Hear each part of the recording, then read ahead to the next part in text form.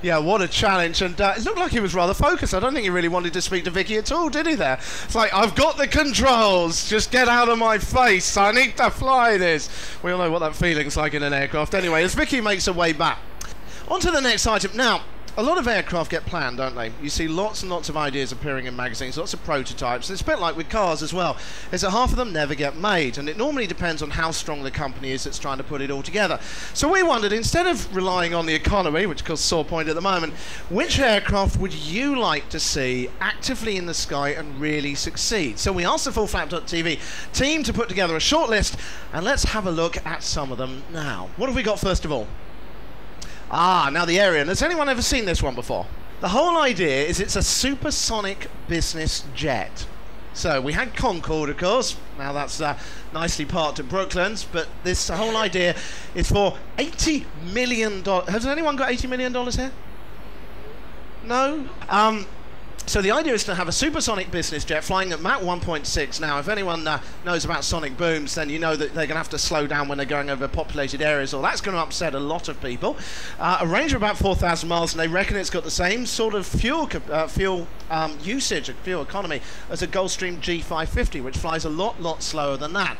The only catch with this is you notice it's a computer animation artistic impression, which means that there isn't really much to go on. So will it ever happen? I've no idea, but that's our first candidate. What's next? Okay, now I am coming in with the LH-10 Ellipse. Personally, I think it looks a little dodgy, maybe even a little phallic, maybe why men like it. But it will do a top speed of 200 knots and has a range of 1,000 miles. However, this is still subject to test. The plane hasn't been certified, even though there have been a few rays of hope in the last few years. There is still nothing. However, Rick absolutely loves this and thinks it's a motorcycle of the skies. Beautiful aircraft. You see the tandem seating. Oh, actually, there's a next one for you, but the tandem seating on that one, and I've seen one of those at an air show. It's got a beautiful leather trim inside, and it's kind of like getting into a Harley Davidson. Is there any chance of going back on that shot, Mr. Technical Man back there? Anyway, so it's got beautiful leather trim in the back. It's like a Harley Davidson of the skies. Like I say, as Vicky was saying, 200 knots they're claiming that they can actually achieve with this, subject to tests. But that's obviously pretty quick going. So you could theoretically pop down to Barcelona from London for lunch. Next one then was the Cessna Skycatcher. Now, one of the new breed of light sport aircraft out there. It's a two-seater aircraft designed to be cheap to run, fuel efficient. But look at that price there, $111,000 to get this aircraft. And it's going to do just like every other LSA, about 112 knots, 470 nautical miles. And I'm sure with Cessna it'll do everything it says on the tin without any problems. But here's my problem with this. There are some beautiful light sport aircraft out there. Why did Cessna come up with another ugly one? Why? See, Why is it always a box trying to fly through the sky? It's like the new Beetle. It's retro and it's chic and kitsch. But are you going to get your partner to go in that? Would you go in that? Yeah, I'd go in that. Yeah, well, you like that one, don't you? What about other people? Do you like it? Bit of a mixed feeling in there. But look, it's ugly. It's just like the same old one. What do we got next? Right, now, nobody can disagree that the Cirrus jet isn't beautiful. This is absolutely lovely. It will set you back a very cool 1.25 million US dollars. And it will cruise at 300 knots and has a range of 1,000 miles. I like this one. I think this is very, very close to being very good. Do we like it, audience? What do we reckon?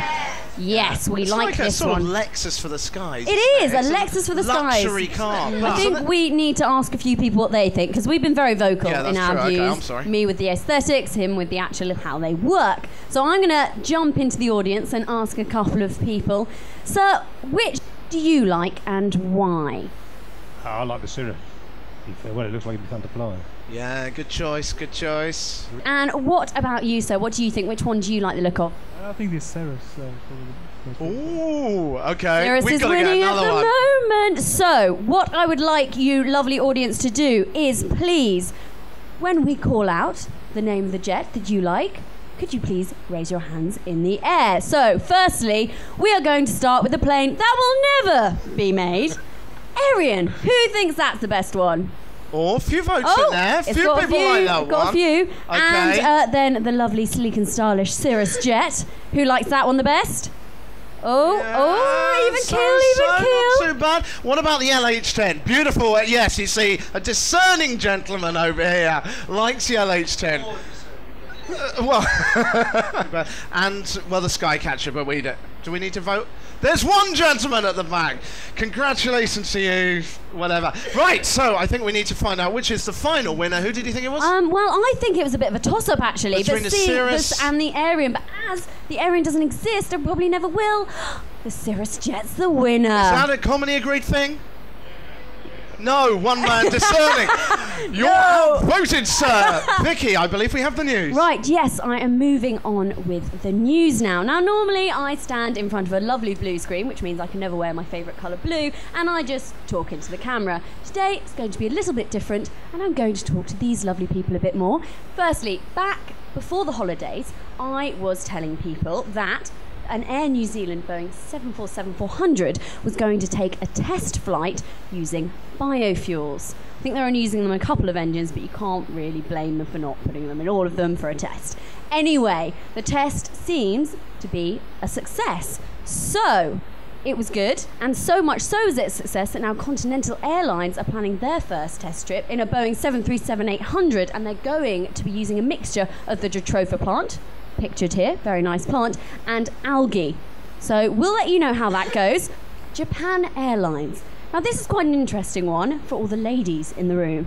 It seems the women of Japan are a bit fed up that they're not getting as much chance to get into the commercial piloting scene as they would like. Now in Japan, ladies don't get a chance to do a lot. However, Japan Airlines does have 9 female co-pilots and another 10 that are training to be co-pilots, which is great for them. So I say, go girls. And as I said earlier, if you've seen Rick fly, you know why it's better to fly with women. Honda. Now, I think we all know that Honda hasn't done great in Formula 1 and sadly will not be fielding anyone in their Formula 1 team anymore. But they do not have any plans to stop with their aviation anytime soon. The firm tells us they are working very hard on the Honda jet and they are doing a lot of recruitment for research and development and production. And they also tell us that when they are running at full steam, they'll be producing about 100 jets a year. Now that is quite a lot. So if you do live near the facility in Greensboro, North Carolina, then you should definitely give them a call. This is a light aircraft, and this is a new van for the skies. It's the Expedition E350. The Canadian firm Found Aircraft Inc. have just got type certification from the FAA. That means they can now make it and sell it too. It's a 4-seater, so quite a big plane, and it will cruise at 156 knots at 8,000 feet. And it has huge rear doors on the back, which you can't see. So you can either carry 2 more people, or, as I would probably prefer, 800 cans of beer. It's up to you, really. Choice is yours. It'll do clear weather flying in VFR and on instruments, and you can get a version with floats too. It seems to be in a similar class to the 172, but it's smaller and an awful lot faster. But this is our final story. Some of you may recognise the picture. It's the Virgin Galactic. They took their latest aircraft for a spin in South Carolina. Somehow, not quite sure how, the White Knight 2 managed to stay in the air for an hour, despite the pilots having to cope with this rather weird design. As you can see, it's powered by 4 Pratt & Whitney turbofans. The 2 pilots sit in 2 very different places, one on each wing, as you can perhaps see. We're wondering who gets to land the runway centerline, or do you get kind of a half a runway each? We're very practical flyers here at FullFlap.tv. We will have more stories for you soon. Back to you, Rick. Yeah, it does make you wonder, doesn't it, when you look at that. So it's like, well